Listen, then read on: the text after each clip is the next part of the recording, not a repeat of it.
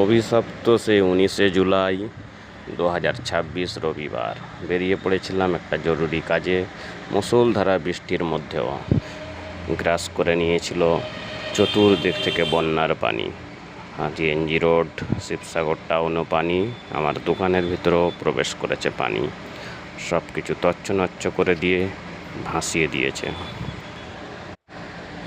তারপর জিএনজি রোডের অবস্থা তো দেখার মতন, মানুষ নৌকা নিয়ে চলাফেরা করছে, আর দূর থেকে দেখলে মনে হবে একটা নদী, রাস্তা তো নয়, যেন মনে হয় নদী।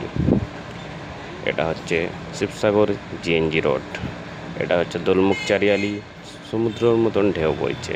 এটা হলো জামাল রহমান পথ, জামাল রহমান পথেও প্রবেশ করেছে পানি। আমার সঙ্গে ছিল সাবির ভাই, ইমার্জেন্সি দরকারে বেরুলেই সাবির ভাই আমার সাথে ছিল। স্টাইল বাজারের সামনে থেকে স্টাইল বাজারের গ্রাউন্ড ফ্লোরে পানি প্রবেশ করছে। পরের দিন পানি অনেকটা কম হলেও নিচু এলাকাগুলো কিন্তু পানি রয়েছে।